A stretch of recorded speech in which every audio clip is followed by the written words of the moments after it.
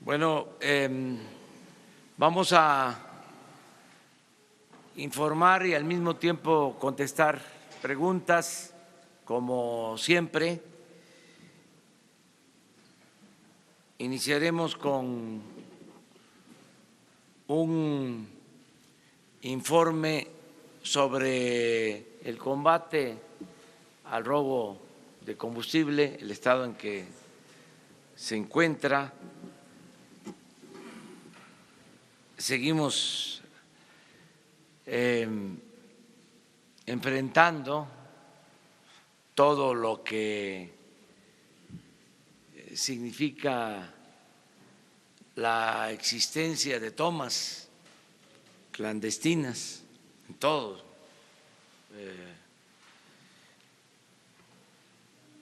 el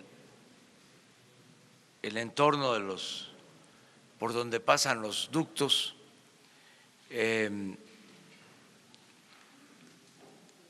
Y la manera en que estamos avanzando. Bien, se está regularizando el abasto en general, todavía no como quisiéramos.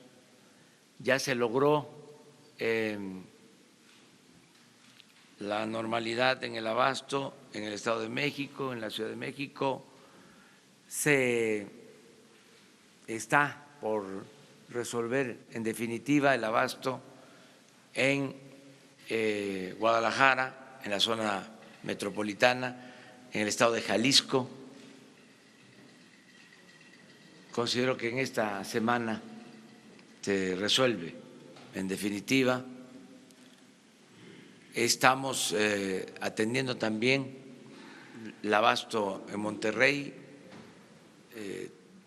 Vamos poco a poco resolviendo el problema de abasto en Guanajuato, en Querétaro, Michoacán, que son los estados con más problemas. En el resto del país, pues, afortunadamente no se nos ha presentado un problema de desabasto. Estuve el fin de semana en Nayarit, en Sinaloa, y no hay problema de desabasto. La razón es que en Sinaloa, pues lo que hay en Mazatlán es una terminal marítima y llega la gasolina por mar. En Sinaloa no hay ductos. Eso hace la diferencia. Entonces no tienen problema. Tampoco Nayarit, que se abastece de Mazatlán. En el caso de Jalisco, sí, porque es el ducto de Guanajuato que va a Guadalajara, Salamanca, Guadalajara. Para resolver el problema, ahí se llevó combustible de Mazatlán y se reforzó la vigilancia de ese ducto para que terminara de abastecer lo que se consume en Jalisco. Y ya el informe de hoy habla de que se tiene combustible suficiente. Falta la distribución, pero ya en las terminales de Jalisco hay gasolina. Falta la distribución a las gasolinerías, pero ya se va a hacer en esta semana y yo espero que se regularice. Nos fue muy bien en el recorrido del fin de semana, la gente está muy esperanzada del cambio, nos dicen que no aflojemos ni un paso atrás en el combate a la corrupción y a la impunidad. Y vamos a seguir actuando de manera consecuente porque esto es lo que quiere el pueblo de México, que se limpie de corrupción el gobierno, que se limpie de corrupción el país. Y en eso vamos a seguir aplicándonos. El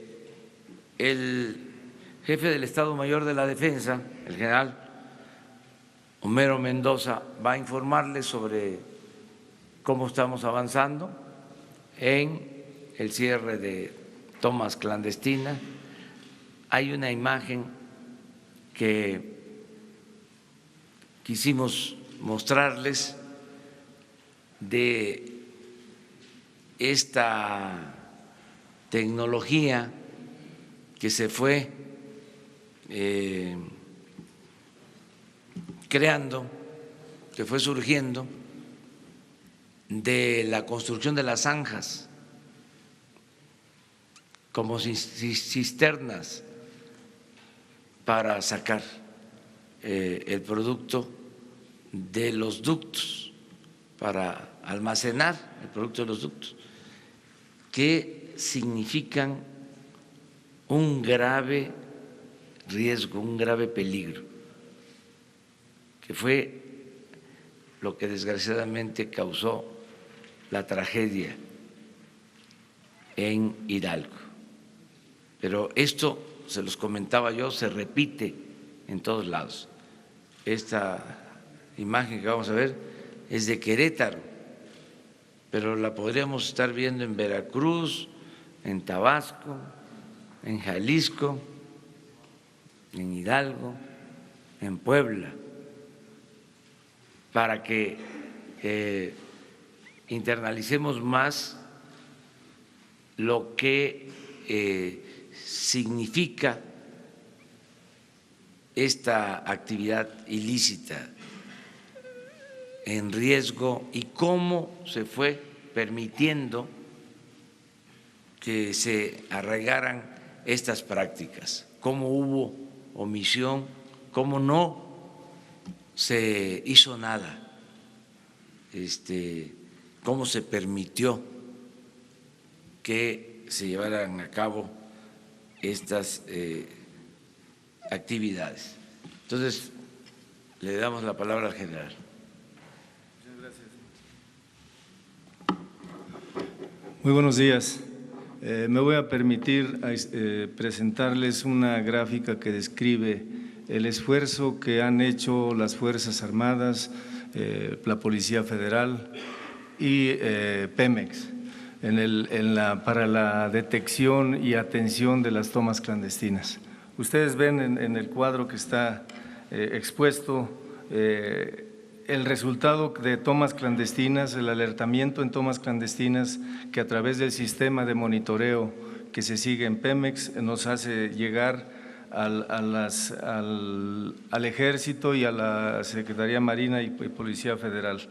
Del 7 al 27 de enero tenemos estos resultados. Han sido localizadas un total de 293 tomas clandestinas, no localizadas porque precisamente el sistema no es tan preciso, no nos da la ubicación exacta, el kilómetro exacto en cada uno de los ductos, que nos diera la certeza y nos diera la oportunidad de atender eficazmente cada toma. Paralelo a este esfuerzo de no localizadas tenemos 1022, tenemos también no reportadas. Esta cifra describe el esfuerzo que hacen independientemente de las tomas o de las alertas que nos da Pemex. El personal militar en el terreno sigue realizando reconocimientos y encuentra tomas clandestinas que nosotros en este caso somos los que le reportamos a Pemex para que las incluya dentro del esquema general de atención.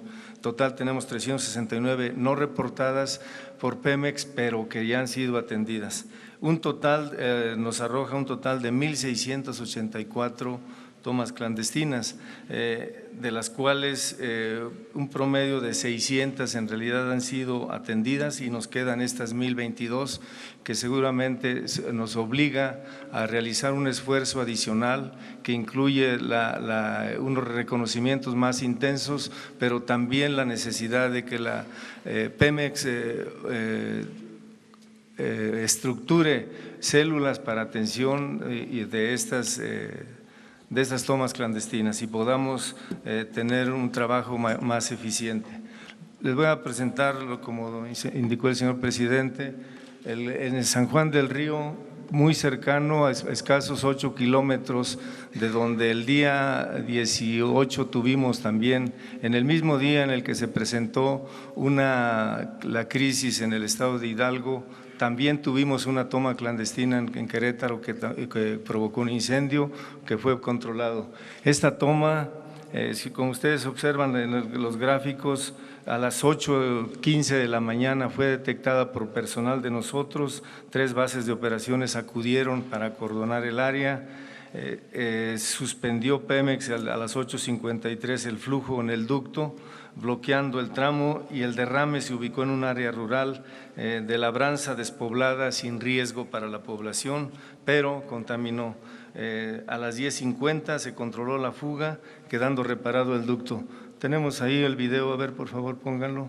Ustedes vean la magnitud de la sobre los canales de los riegos se ha esparcido el combustible. Ya se tomó conocimientos de la física de Pemex, ya viene ductos.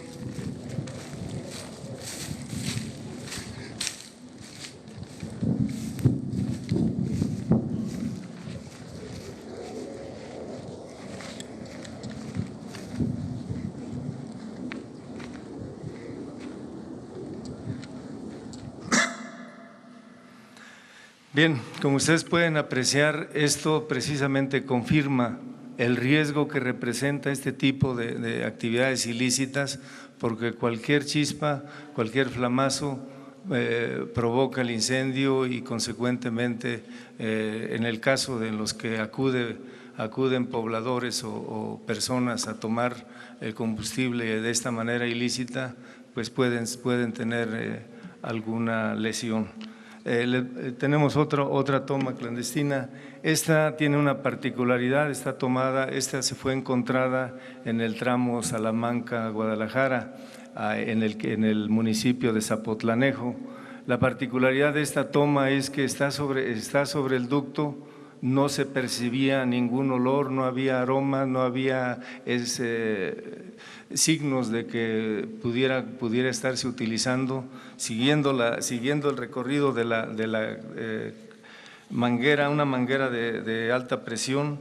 A 2 kilómetros del lugar encontramos el sitio en donde se estaba envasando el líquido. Esto nos obliga a nosotros, al personal que realiza reconocimientos terrestres, a extender sus reconocimientos, a hacer el esfuerzo a ambos lados de los poliductos para cerciorarnos de que no existan este tipo de tomas o este tipo de áreas de almacenamiento. ¿Es cuánto, señor presidente? Pues ahora los datos tristes sobre fallecidos y heridos por la tragedia de Hidalgo, el doctor Alcocer nos va a informar. Gracias, señor presidente. Muy buenos días. Efectivamente, seguimos en otro censo. Este es un censo entre la vida y la muerte, como que saben ustedes. Les quiero señalar que el fin de semana, en particular el sábado, fue el primer día en que no hubo un solo fallecimiento a consecuencia de este gran desastre. En las últimas 48 horas, entonces, fue solo un paciente fallecido. Tenemos en total 115 lesionados fallecidos a nivel hospitalario y lo que se ha recogido hasta ahora. Su ubicación, la mayor parte han sido concentrados en la Ciudad de México, 22 de ellos, en el Estado de México 4, en el Estado de Hidalgo siguen 3 pacientes y 3 también en Galveston que fueron trasladados en días pasados. En este informe, digamos, bueno, en el sentido de que van disminuyendo las muertes, les quiero comunicar que tuve la oportunidad de hacer una visita personal a los 8 pacientes que se encuentran en el Instituto Nacional de Rehabilitación, en el Centro Especializado de Investigación en Quemados, donde se pudo constatar en algunos de estos pacientes, todavía en gravedad, ya hay un estado de conciencia de ellos, están conscientes de su situación. Se ha iniciado la labor de mediano plazo con los injertos que tienen que recibir, con una buena aceptación, y desde luego los familiares ya están conscientes de esto, mandan saludos, agradecimientos, y pude constatar entre estos agradecimientos al señor presidente de la República y más aún el evaluar que no les falta nada en los recursos, que médicamente así fue verificado por su servidor y en lo cual están avanzando en lo que se les debe dar a todos ellos. Muchas gracias, esa es la información. ¿Perdón? 32. Doctor, perdón. El estado de salud de estas 32 personas podría considerarse como delicado, grave, o ¿cuál es su evolución? Sí, y sin lo dinámico de esto, hablar de estas cifras no es fácil. La gran mayoría, por una lógica de que los más graves han fallecido, tienen un futuro, un pronóstico mejor. Sin embargo, todavía hay la mitad de ellos, podríamos decir en forma aproximada, tienen que pasar, están de una terapia intensiva, tienen que pasar a una situación más estable y donde desde luego esto se acompaña de potenciales decesos, pero desde la perspectiva médica esto va mucho mejor al cumplirse 9 días de esta situación. Muchas gracias. Muy bien, pues entonces vamos a preguntas y respuestas. Ayúdenme, ¿no?, para proponer. Vamos acá, a la derecha. Una pregunta pendiente respecto a su posición sobre la operación de la planta de Laguna Verde en el estado de Veracruz. Perdone que lo oía este tema, pero en Veracruz es un tema de protección civil. Los caminos de protección de esta planta no están a la altura de las circunstancias, como punto número 1, y piden los veracruzanos, señor presidente, que se someta a consulta la operación de Laguna Verde. 30 años de mares de corrupción y falta de seguridad, por un lado. Por el otro lado, señor presidente, hay 2 tenientes coroneles y 2 generales involucrados con el tema del huachicoleo. Usted mismo lo comentó en alguna ocasión.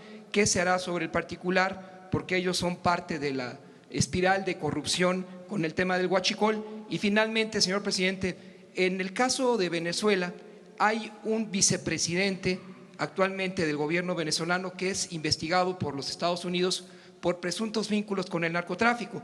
Si eso podría cambiar la posición del gobierno mexicano en el caso de Venezuela. Sí, lo de Laguna Verde sería cosa de pedir a la Comisión Federal de Electricidad un reporte, lo vamos a solicitar para informarles a ustedes con elementos técnicos creíbles, sólidos. Y en el caso de las investigaciones de quienes pudieran estar involucrados en todo lo que es el robo de combustibles o tener alguna responsabilidad por omisión, ya la Procuraduría, ahora Fiscalía General, tiene abiertas todas las investigaciones.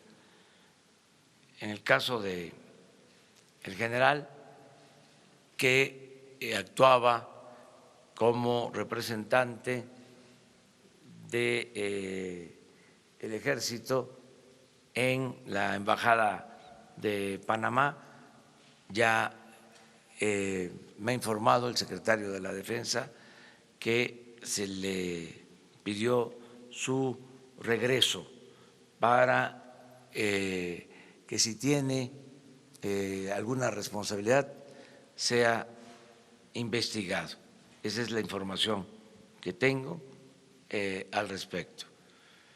Sobre Venezuela, nuestra postura pues es la misma, es lo que establece nuestra Constitución, no nos vamos a mover de ahí porque tenemos que ser respetuosos de los principios de no intervención, de autodeterminación de los pueblos, de solución pacífica de las controversias.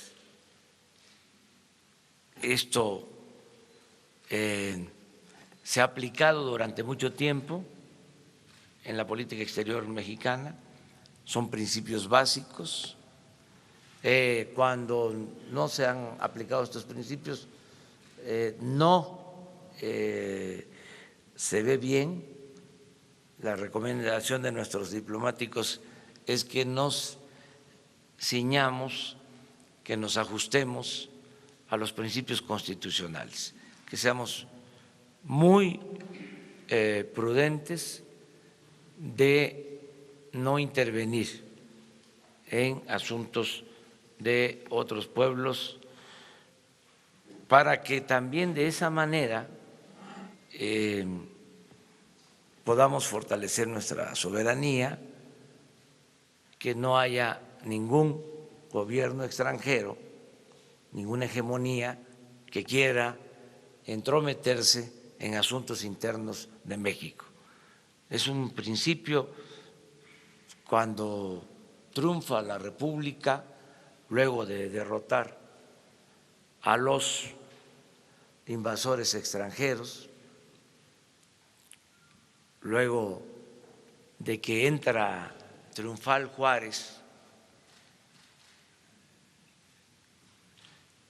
al triunfo del movimiento liberal, de la derrota del conservadurismo, cuando se reafirma de que México iba a ser un país libre, independiente, soberano, es cuando se pronuncia ese memorable discurso cuya frase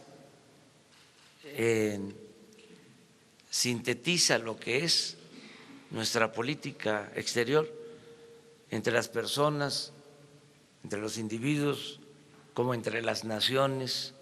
El respeto al derecho ajeno es la paz. Dicen algunos que es un principio anacrónico, que han cambiado las cosas. Nosotros consideramos que es un principio vigente. Tan es así que está en nuestra Constitución, en el artículo 89, fracción 10ª. Entonces, vamos a seguir actuando de esa forma, de esa manera. Gracias, presidente. Buenos días, Estefan Ochoa de ADN 40. Yo quisiera saber cuál es su reacción sobre el tuit que esta mañana publica el expresidente Vicente Fox, señalando que Olga Sánchez Cordero y Alejandro Hertz Manero trabajaron con él de la mano desde la Suprema Corte y con las fugas de los ductos. Esto en relación a lo que nos comentó el viernes pasado. Y en otro tema, preguntarle si en el encuentro que tuvo con el gobernador del Estado de México, Alejandro del Mazo, hablaron sobre el tema del feminicidio, porque el día de ayer fue encontrado el cuerpo de una niña de 11 años en Chimalhuacán después de haber desaparecido hace algunos días. Gracias. No voy a engancharme con ese asunto del expresidente Fox. Él está muy activo, opinando bastante. Yo lo único que puedo decir que en un sistema político como el nuestro la responsabilidad principal la tiene el presidente, no los colaboradores. Si hay voluntad política del presidente de que las cosas cambien, se logran los cambios. Si el presidente dice no va a haber corrupción y hay esa voluntad política de evitar la corrupción, se avanza. El ejemplo se da arriba, no tiene que ver con los colaboradores. Ese es mi punto de vista, en general, como concepto. Depende de los presidentes. Por eso, cuando se habla de juzgar a corruptos, siempre he pensado que se tiene que empezar, si eso es lo que conviene a la nación, de arriba para abajo. Y lo que estamos haciendo es limpiar al gobierno de corrupción precisamente de arriba para abajo. ¿La otra pregunta? Sobre su encuentro con el gobernador Alfredo del Mazo. Sí, hablamos sobre lo que tiene que ver con la seguridad en el Estado de México, feminicidios, todo, desde luego. Se está haciendo pues un esfuerzo, diría yo que en general, para que se garantice la paz, la tranquilidad, que no haya homicidios, que no haya feminicidios. Estamos trabajando en eso. No es algo que no tratemos todos los días. Un día de estos yo les voy a explicar cuál es la agenda que tratamos desde las 6 de la mañana, cómo se desenvuelve la reunión de seguridad.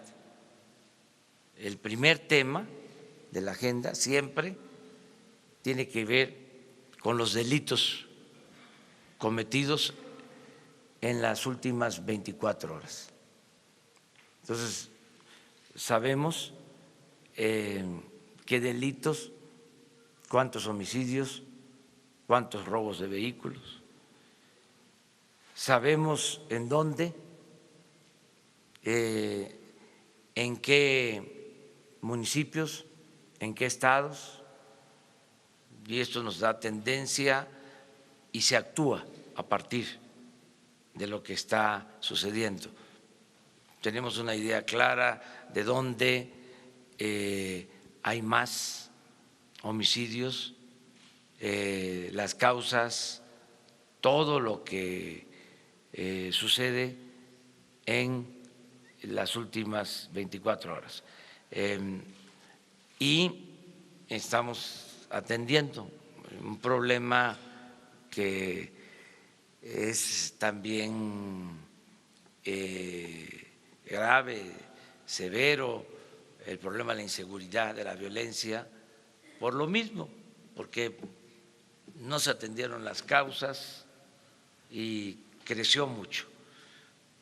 Entonces estamos iniciando los programas sociales, que consideramos que eso nos va a ayudar bastante, porque es lo preventivo, eso nos va a ayudar a que la gente tenga opciones, tenga alternativas, que los jóvenes tengan trabajo, que no se vean obligados a tomar el camino de la delincuencia, pero lleva tiempo. También nos estamos organizando cada vez mejor con la integración de las corporaciones policiales, el apoyo del Ejército, de la Marina, el que todos los días esté conmigo el secretario de la Defensa desde las 6 de la mañana, el secretario de Marina, el jefe de la Policía Federal, el secretario de Seguridad Pública, la secretaria de Gobernación. Todo eso ayuda mucho. Estamos dedicados de cuerpo y alma a serenar el país, pero es un proceso porque fue mucho tiempo. Esto es el equivalente al porfiriato. El porfiriato, lo he dicho, significó 34 años. Este periodo llamado neoliberal fueron 36 años de saqueo, de abandono al pueblo, de ineficacias, de complicidades. Se fue creando una red de complicidades, de componendas. Se tenía tomado, secuestrado al gobierno. El gobierno estaba al servicio de una minoría rapaz, de los que se dedicaban a saquear, a robar. Estoy convencido de que el gobierno no estaba preparado, hecho para beneficiar al pueblo. Estaba hecho para facilitar la realización de negocios jugosos en beneficio de particulares. Entonces, echar a andar al gobierno para que le sirva al pueblo después de muchos años de haber estado en otras funciones y de la atrofia de un aparato burocrático, oneroso, ineficiente, pues es como empujar a un elefante reumático. Es un avance lento, el gobierno es un cuerpo de avance lento. Entonces, por eso estamos procurando que los programas sociales le lleguen de manera directa a la gente sin pasar por el gobierno, sin pasar por las organizaciones. Era increíble el manejo de moches en todo, organizaciones ciudadanas, organizaciones campesinas, organizaciones de la llamada sociedad civil que recibían dinero del presupuesto y para todo era dinero, todo lo resolvían repartiendo dinero y no le llegaba nada a la gente. Entonces, eso es lo que estamos atendiendo, vamos bien y yo espero que en 6 meses esté ya funcionando el gobierno. A ver, ella y luego tú.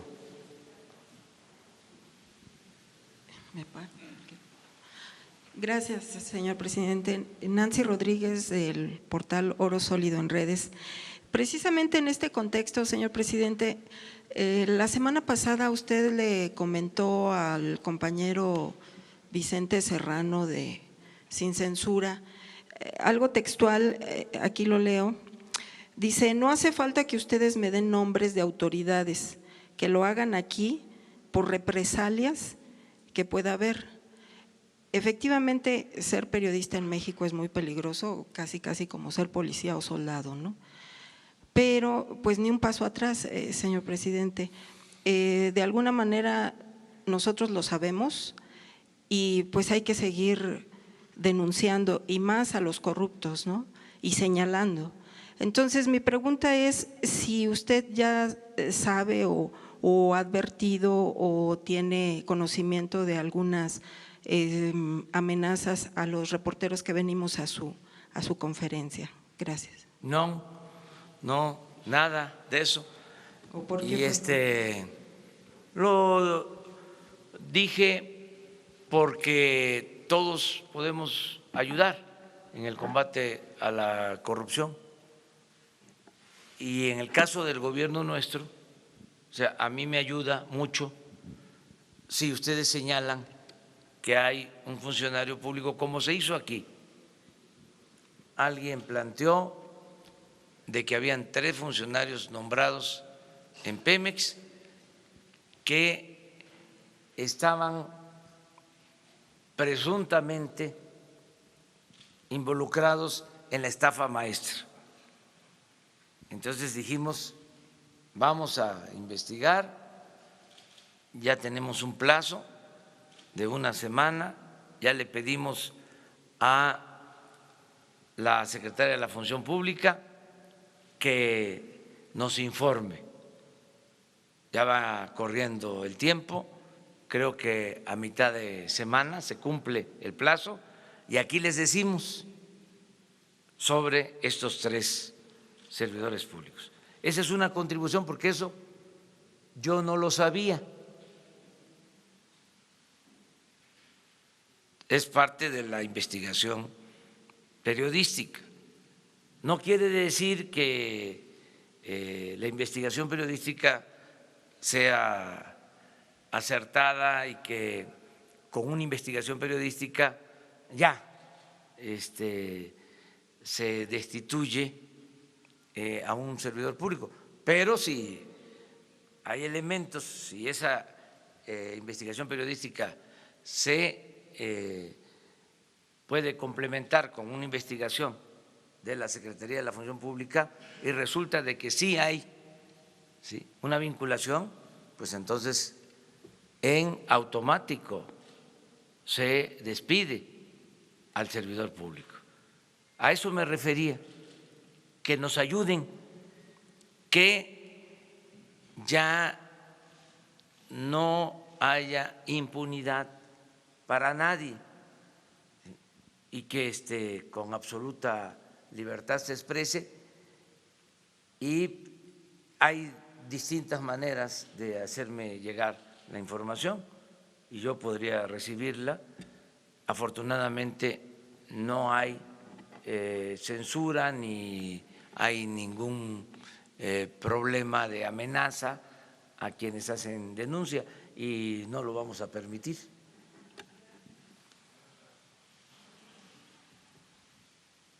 Buenos días, presidente. Varias preguntas. La primera, el viernes nos hablaba sobre la tecnología para detectar el robo de combustible. Preguntarle si ya determinó algún tipo de sustancia que se pueda usar, algún tipo de marcador que el gobierno pueda usar para detectar el robo de combustible, si ya está usted ya con la decisión de contratar este tipo de tecnología. También preguntarle, hace unos días nos informó sobre el tema de una empresa a la que no se le devolvieron millones de pesos. Quería preguntarle si hay una lista, si usted sabe cuántas empresas están en esta condición, si puede transparentar las devoluciones de IVA que se le dan a las empresas. La otra pregunta, vimos ahorita la zanja de una toma clandestina. Esta gasolina, si uno la toma con una cubeta y la echa a un automóvil, a un tractor, ¿el tractor funciona bien o qué pasa? Veo que se mezcla con tierra esta gasolina, ¿sigue siendo eficiente la gasolina? Y por último, preguntarle si ya habló con el gobernador de Michoacán sobre el tema de los maestros. Gracias. Bueno, lo de la gasolina sí se utiliza, sí es utilizada para el transporte, a pesar de que es en ese tipo de cisterna o de esa manera se almacena de la tierra, sí se vende la gasolina que se recoge de las zanjas. No he hablado con el gobernador de Michoacán, estaba en una visita de trabajo, pero sí hemos estado atendiendo el tema en Michoacán. Ya se transfirió el dinero para que se le pagara a los maestros. Desde el viernes se les entregó el dinero al gobierno del Estado. Tengo entendido que ya están pagando. Sin embargo, están ellos demandando otras cosas. Nosotros no vamos a caer en ninguna provocación. Si son fines políticos, no vamos nosotros a ceder ni a reprimir. Cada quien se va a hacer responsable de sus actos. Cuando hay una actitud de intransigencia, cuando no hay una causa justa por la que se protesta, sino son otras razones, pues la misma gente se da cuenta y esto no ayuda a ninguna organización. No lo puedo asegurar, pero ellos tienen que entender que son otros tiempos. Nosotros no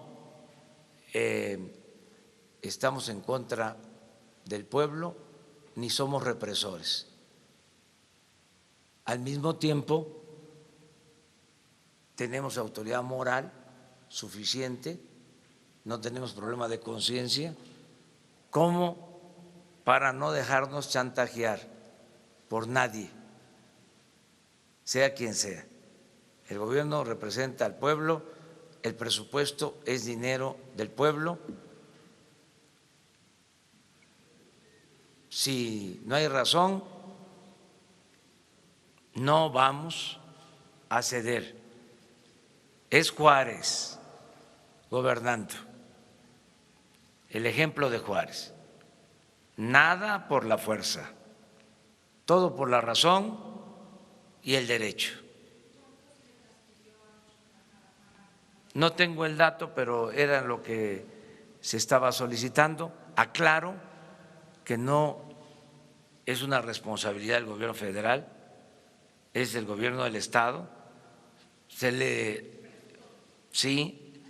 le adelantó al gobierno del Estado un recurso para que pudiera atender la demanda. Sí, ellos dicen que de todas maneras le van a seguir y que ahora va a ser por otras razones, están en libertad.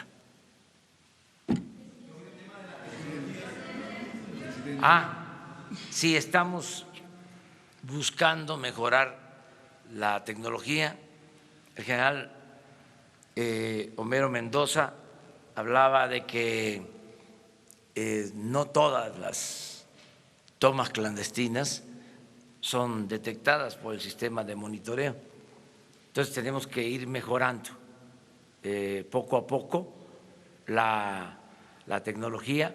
Se está avanzando mucho, nos está ayudando bastante el que el Ejército y la Marina están haciendo reconocimientos por tierra y que se tienen bases cada 20 kilómetros en los ductos, que independientemente del aviso por que se detecta una baja de presión, una toma clandestina, abajo se está llevando a cabo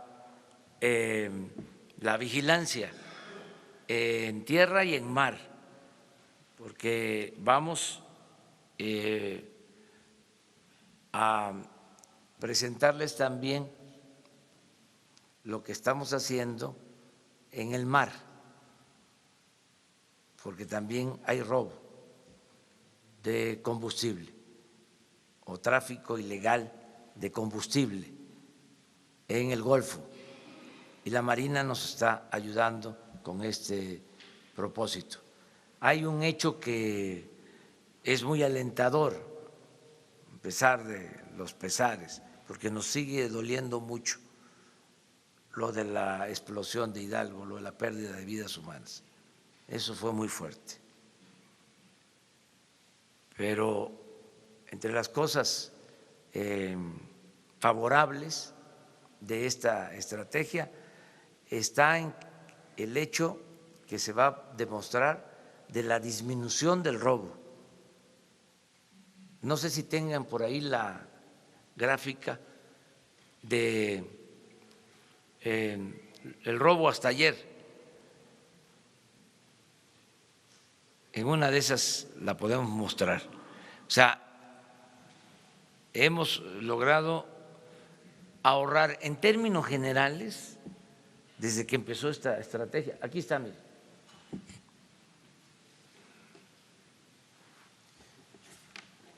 Con el permiso.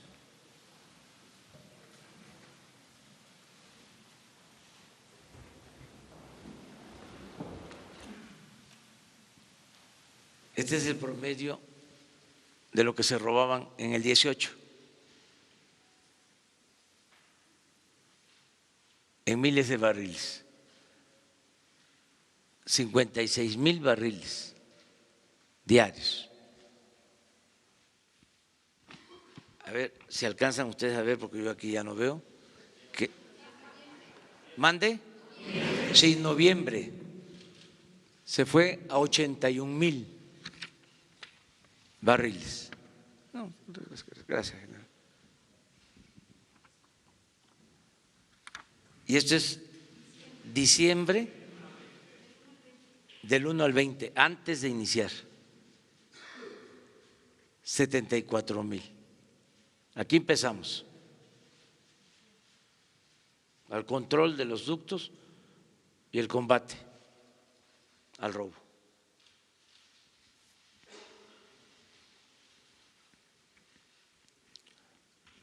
%65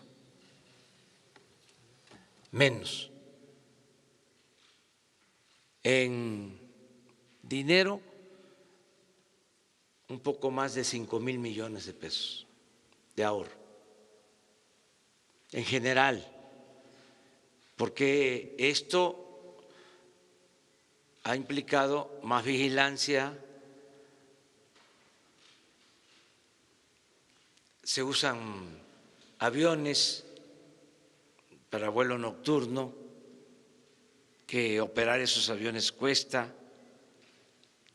Hemos tenido que cerrar ductos y transportar combustible por pipa, que cuesta más. De todas maneras, es muy importante lo que hemos conseguido. Si seguimos así, pues ya no se van a robar los 65,000 millones que se robaron el año pasado. Y vamos a poder liberar fondos y vamos a poder enfrentar este asunto. Sí, aquí me están pasando el informe.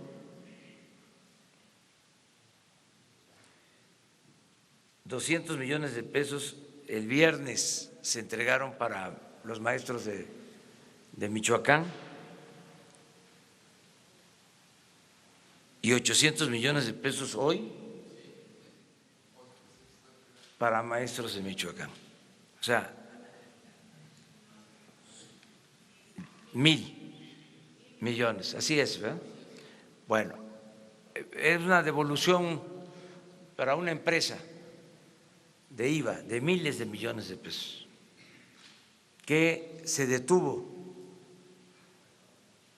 en la Suprema Corte de Justicia. Investigan ustedes, ¿no? Para que yo no…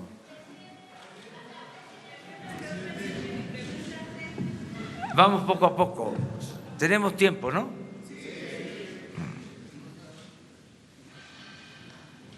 Gracias, presidente. Buenos días.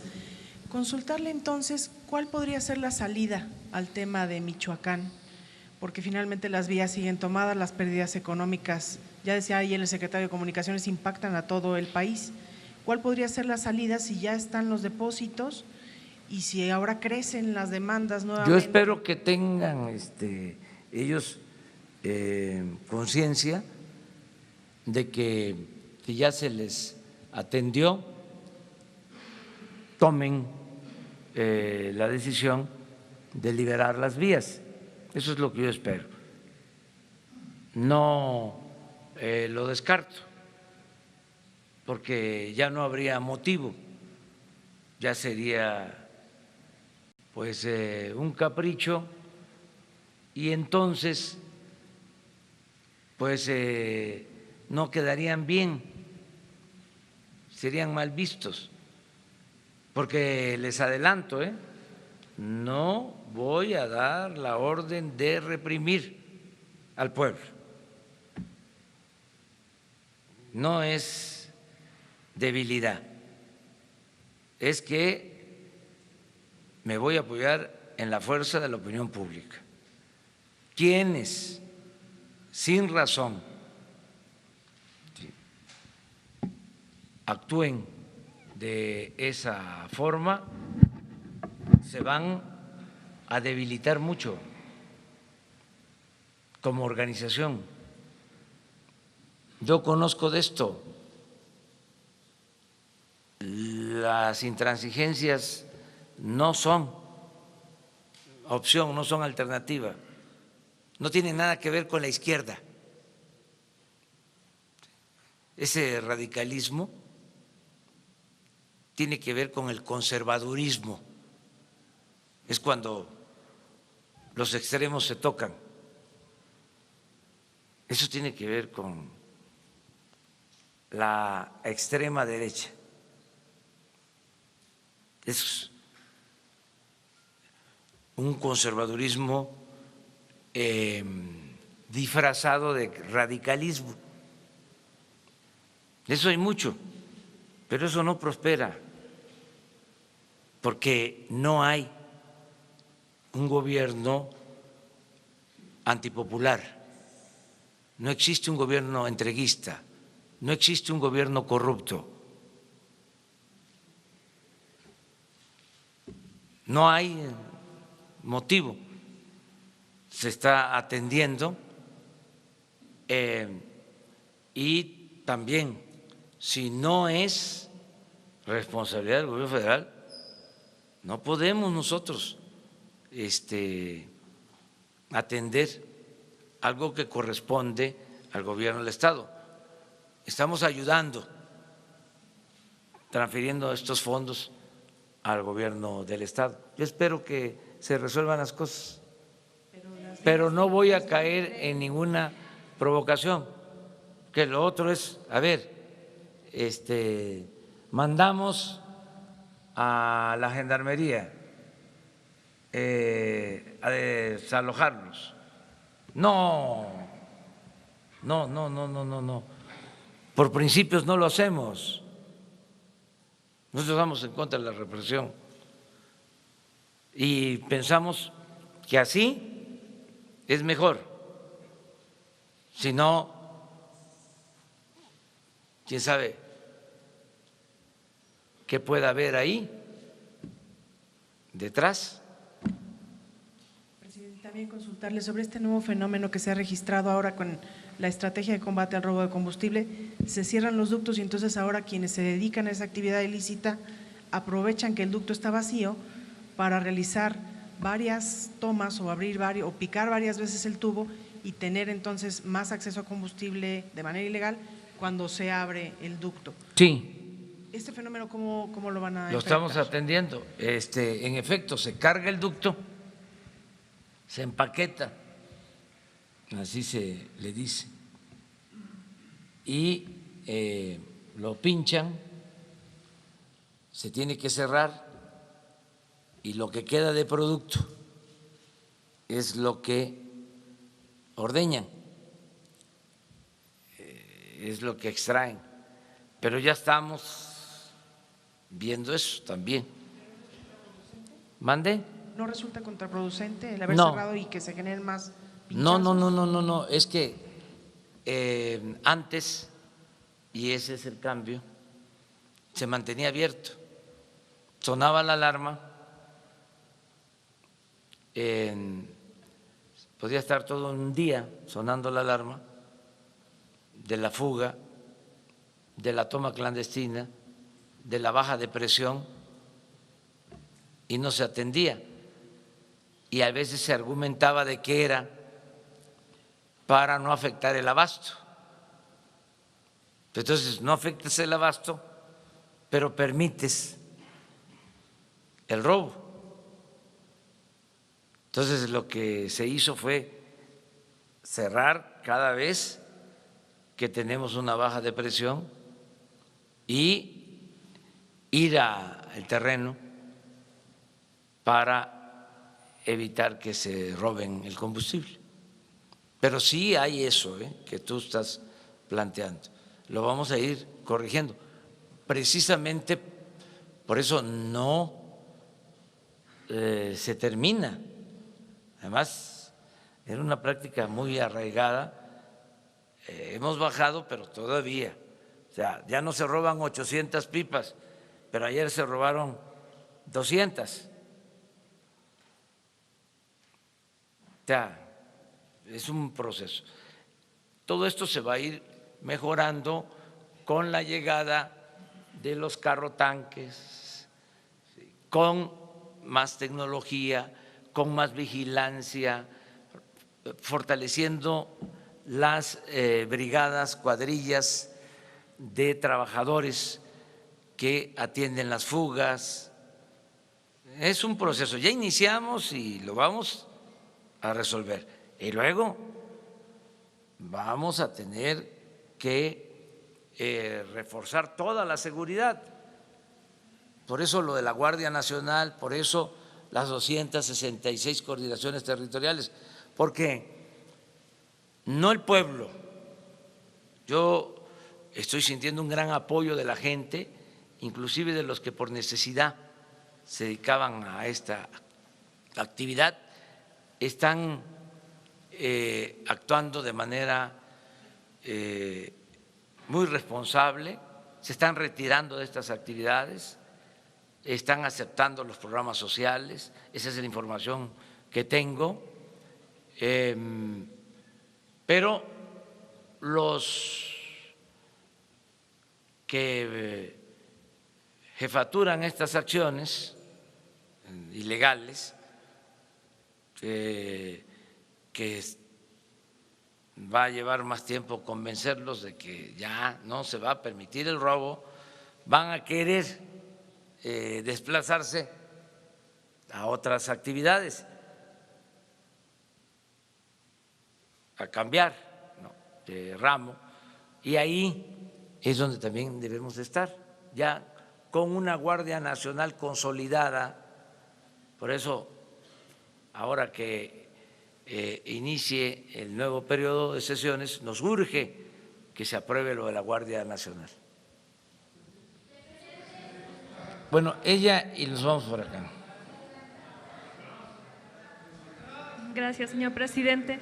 Primero, el viernes quedó pendiente una pregunta, es para la Agencia Informativa de Educación de México, Televisión Educativa. Era sobre el mensaje que ha dado en su gira sobre la necesidad de reforzar los valores, el papel que jugaban los adultos y qué papel también tiene la cartilla moral. Y aprovechando preguntar sobre la gira que realizó ayer, si nos pudiera detallar un poco más sobre la estrategia nacional de lectura, a dónde se va a distribuir, de qué manera, cómo se va a evaluar, si tiene beneficios.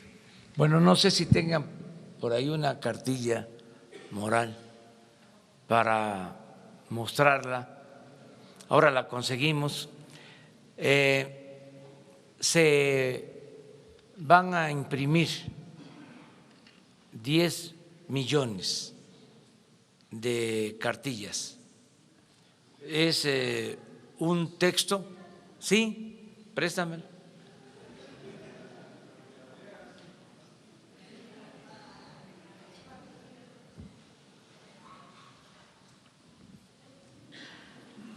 Es un texto básico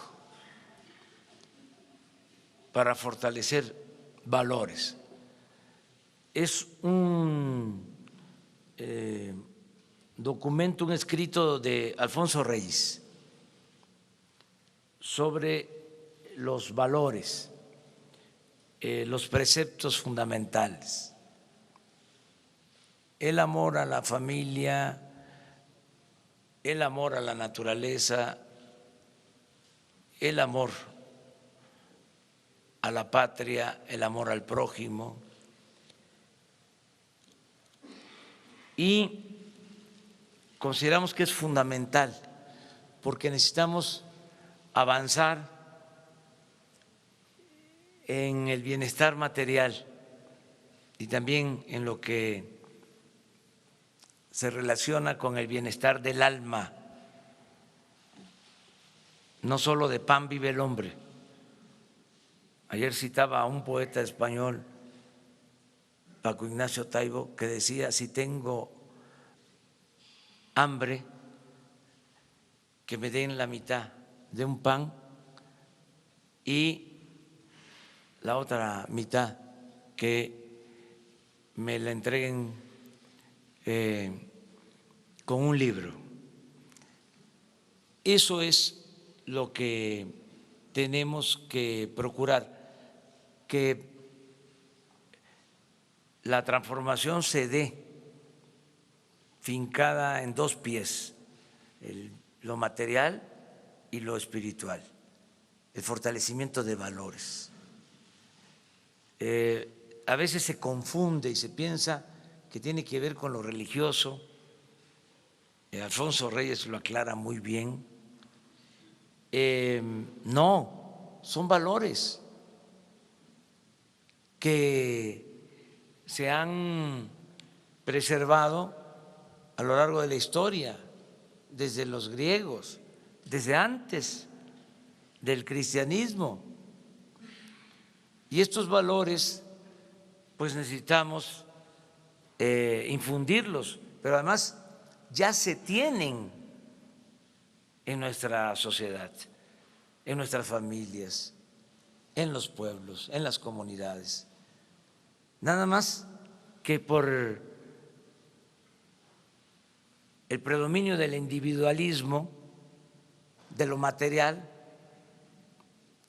han quedado eclipsados valores, pero son tan fuertes que no han desaparecido,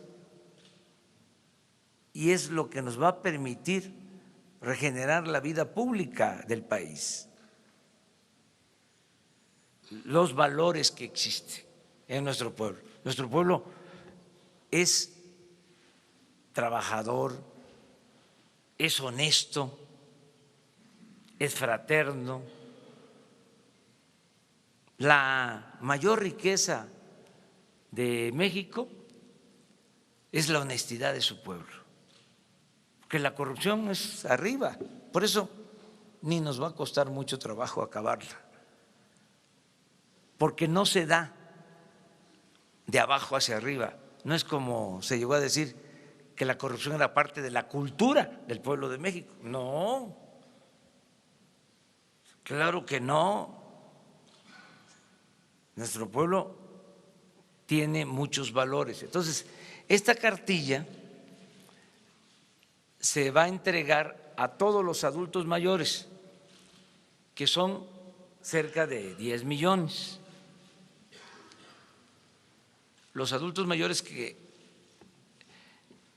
van a recibir la pensión, porque ahora la pensión a adultos mayores va a ser universal, van a recibirla como 8 millones de adultos mayores, casi todos.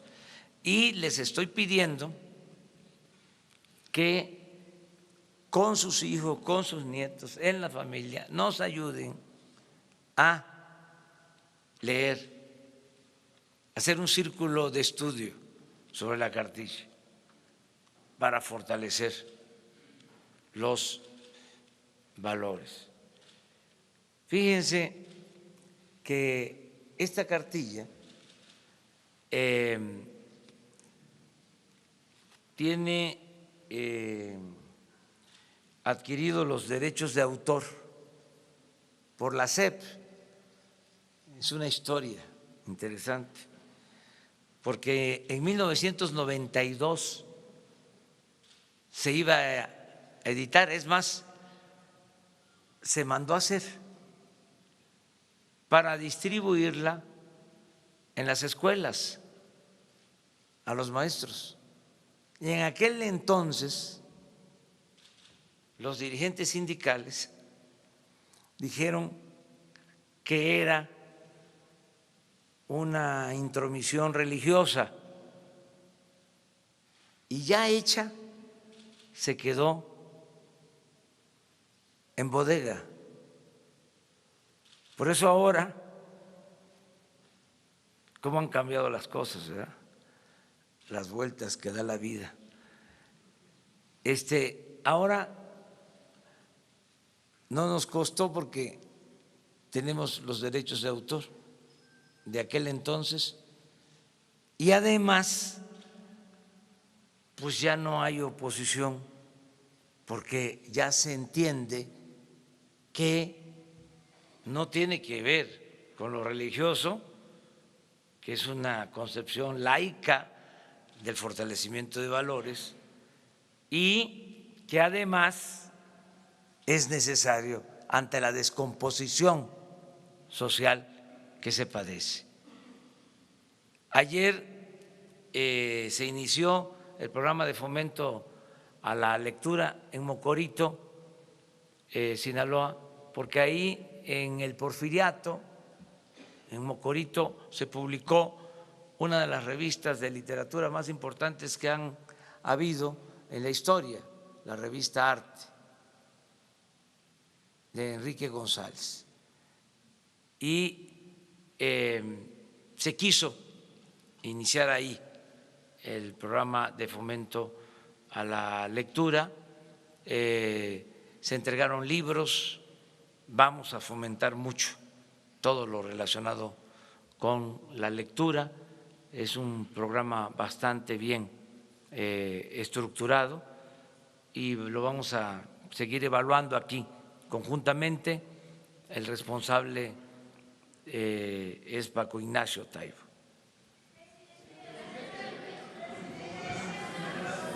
Vamos atrás, contigo. Cerca de 200,000 millones de pesos en minusvalías en las Afores. ¿Qué nos puede decir al respecto? Esto después del anuncio de la cancelación del nuevo aeropuerto de la Ciudad de México. Y por otra parte, el Banco de México ya ha anunciado que este año se va a unir a su proyecto de austeridad y entre los recortes que va a hacer es el destinado a emitir billetes y monedas para proveerlos a la economía mexicana. ¿Qué nos puede decir también al respecto? Gracias. Bueno, vamos muy bien en economía, en finanzas. Les doy un dato.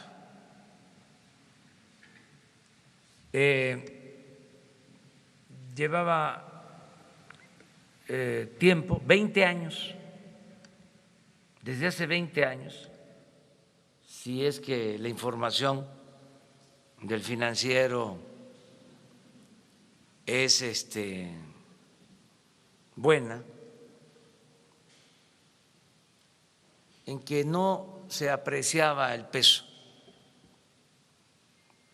como ha sucedido en las últimas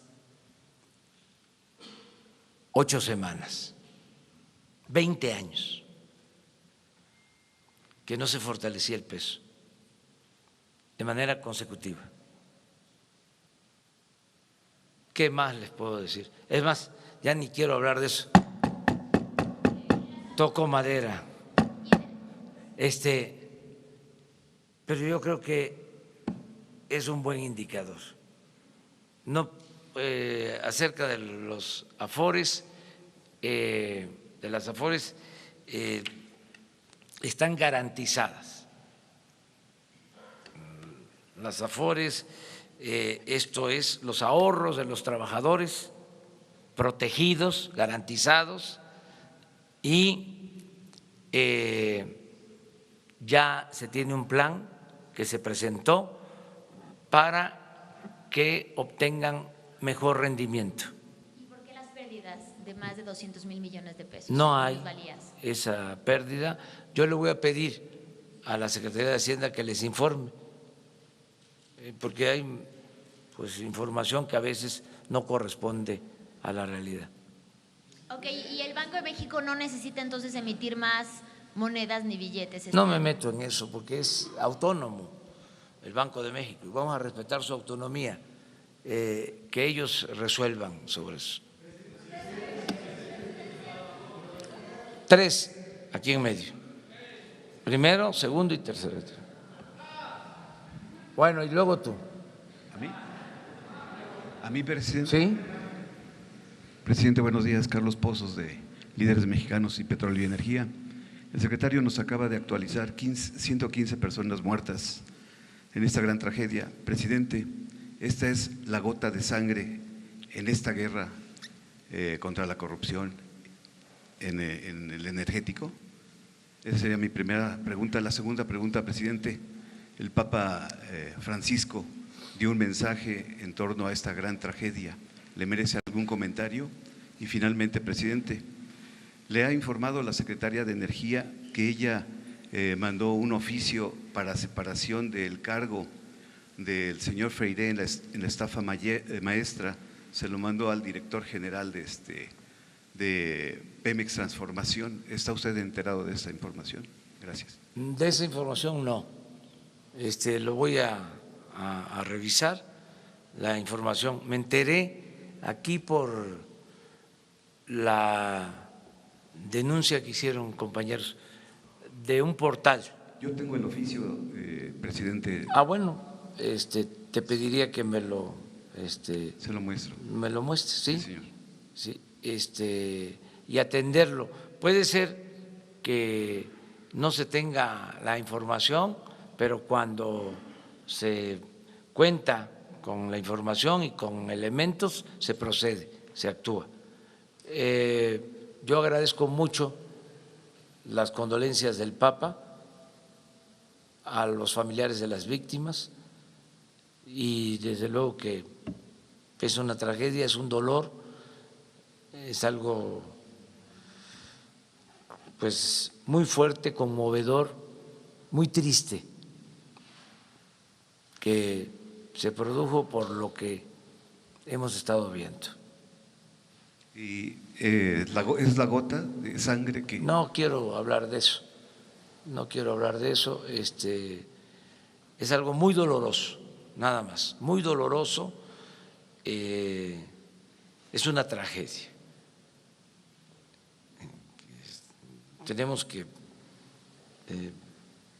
hacer todo lo que esté de nuestra parte, por eso mi condena y mi compromiso de acabar con la corrupción. Gracias. A ver, pero quedamos. Hola, ¿qué tal, presidente? Oiga, ¿nos puede dar, Agustín Velasco de UNO TV, nos puede dar más detalles de en qué situación se encuentra el general Eduardo León Trawitz? Es decir, le piden que regrese de Panamá, pero ¿en qué situación legal se encuentra, si ya está en México? Y segundo, usted durante la campaña por la presidencia prometió que iba a acompañar varias políticas en materia de derechos humanos, de contrataciones públicas y en combate a la corrupción, iba a acompañar estas políticas con la Organización de las Naciones Unidas.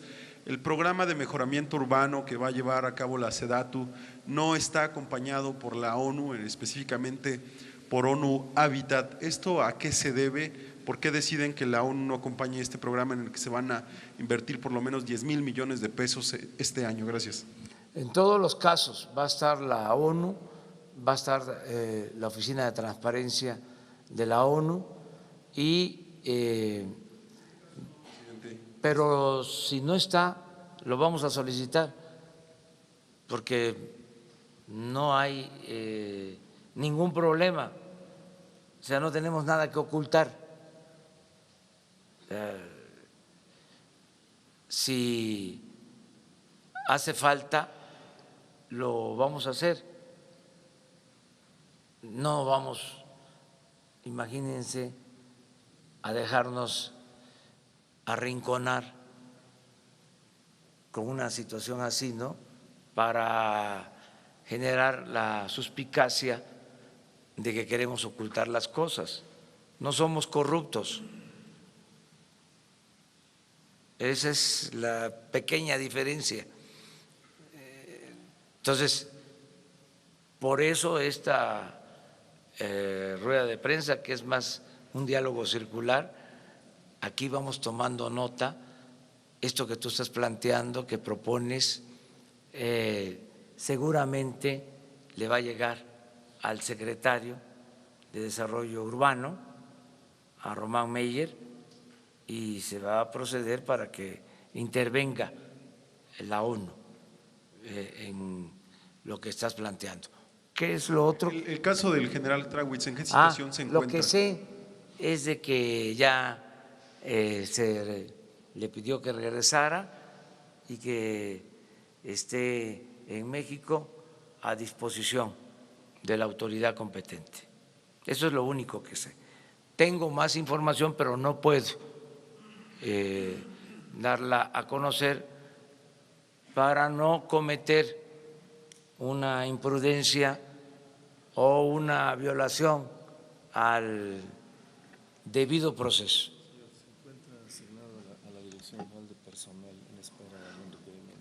A ver, usted mismo.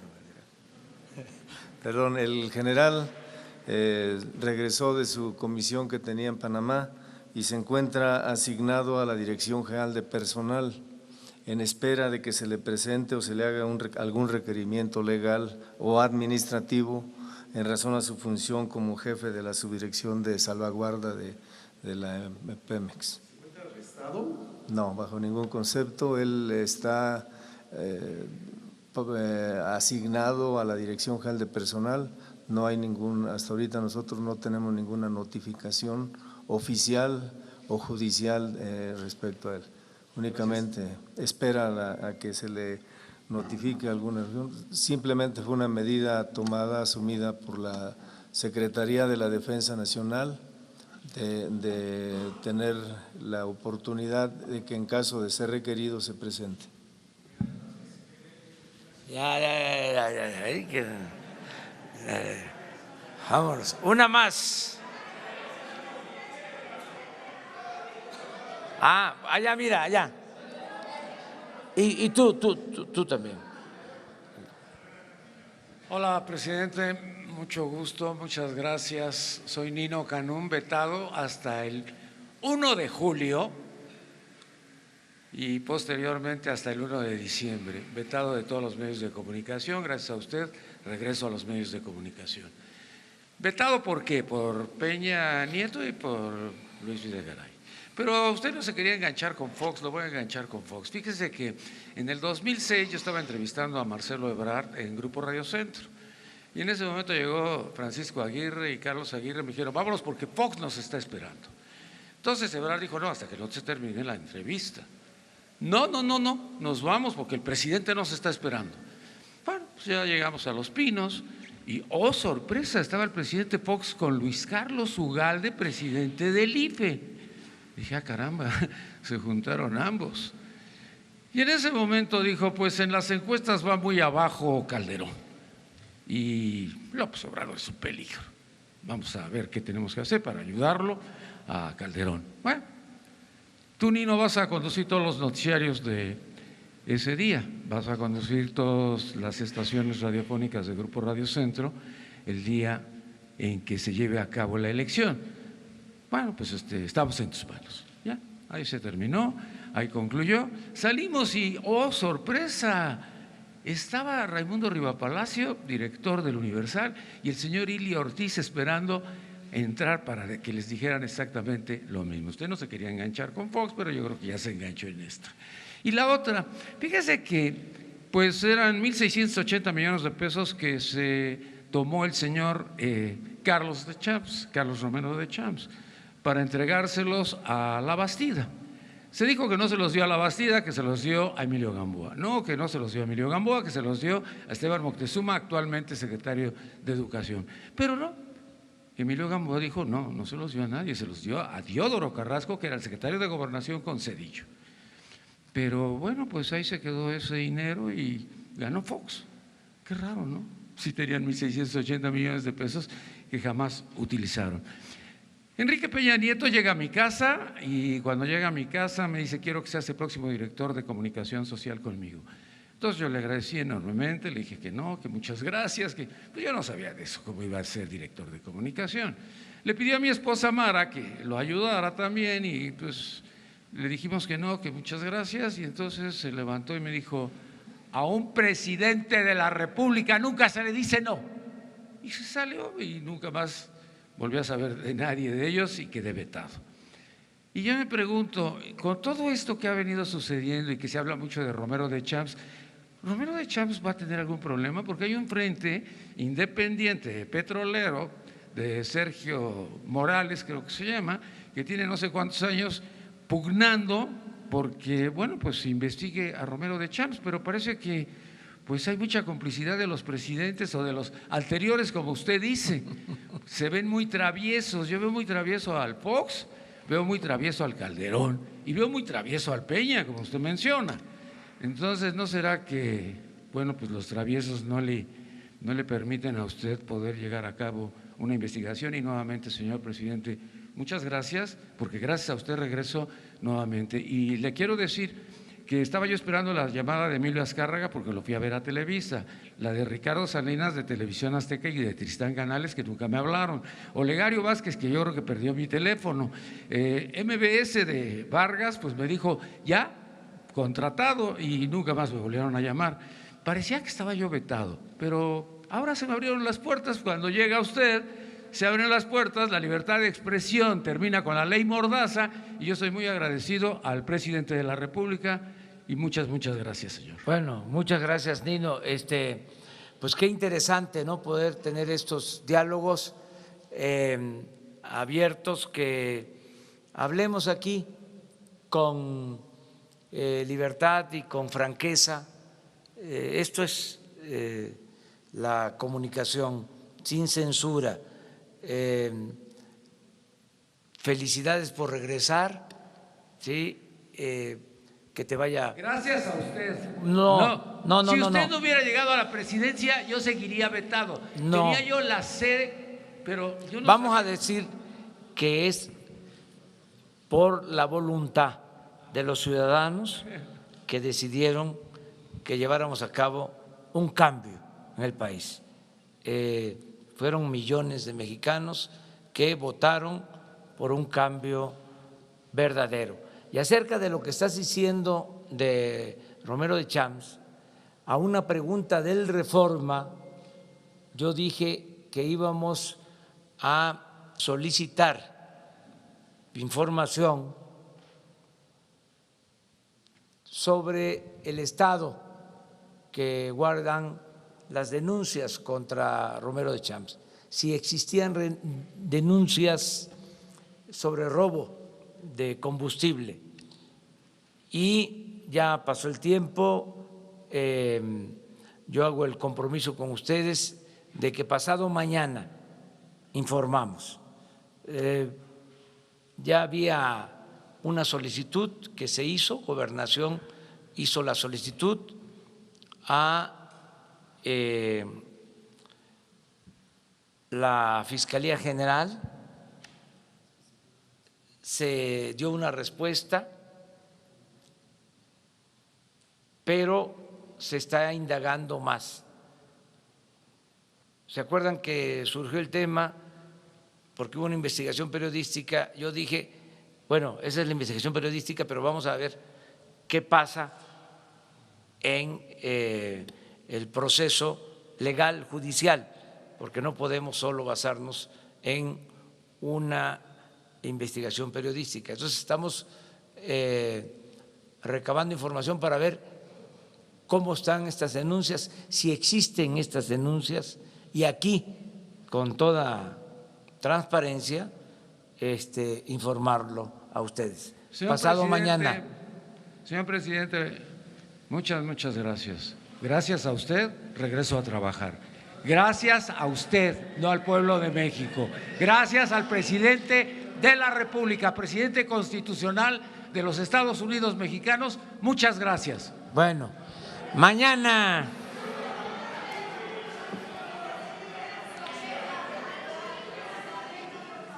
Miren, me está, ¿cómo? Agenda hoy. Tengo mucho trabajo. Hoy vamos a resolver sobre la licitación del Tren Maya. Hoy vamos a resolver sobre el proceso de construcción del aeropuerto de Santa Lucía. Vamos a seguir atendiendo la dispersión de recursos para los programas sociales. Por ejemplo, tenemos los fondos, pero se requieren los censos y se requiere que el adulto mayor que no estaba incluido tenga su tarjeta.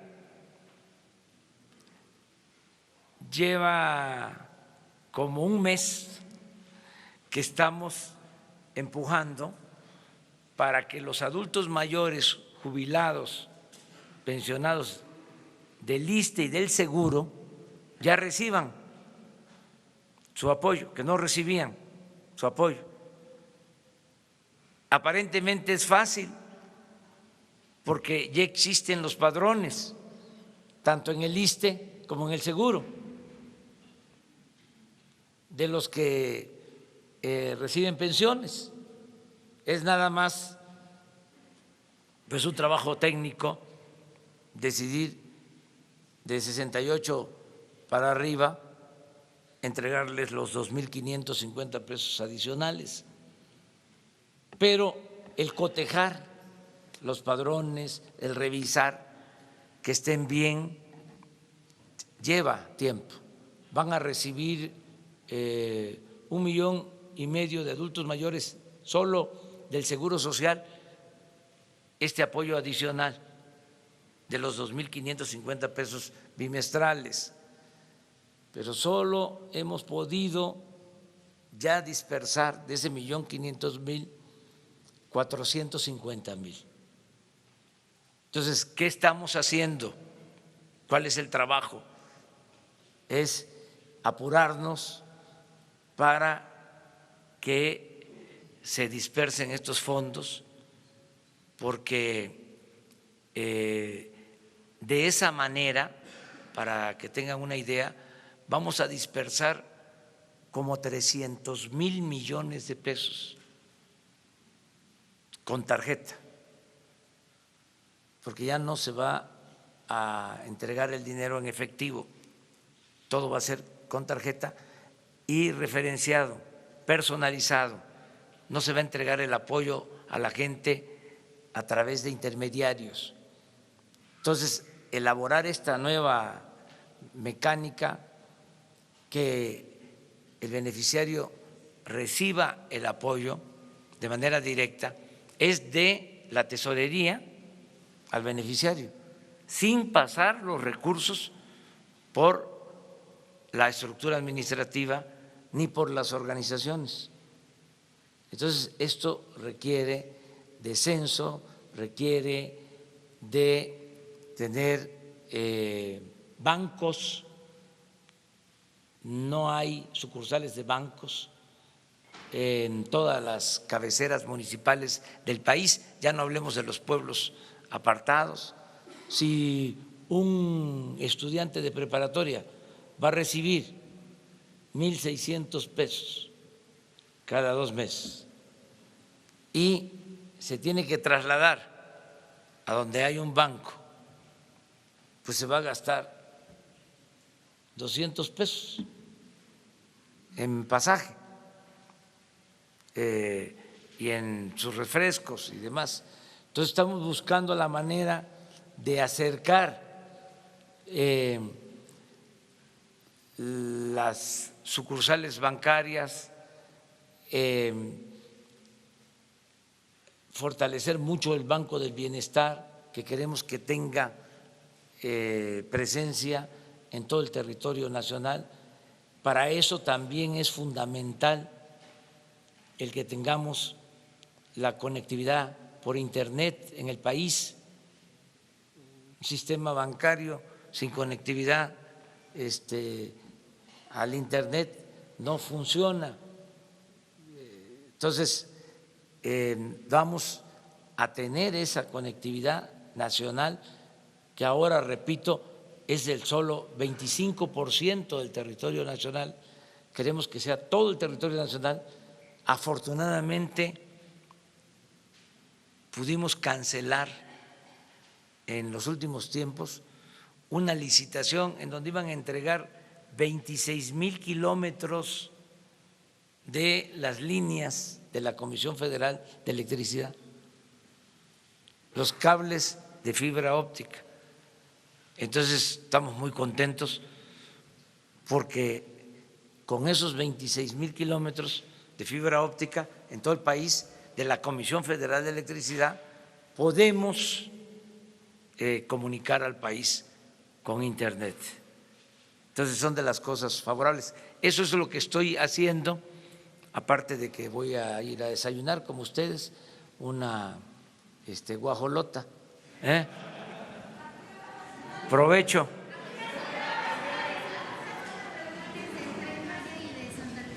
Ahora mismo empezamos ya. Sí, es lo del Tren Maya y todo el gabinete. Nos vemos mañana.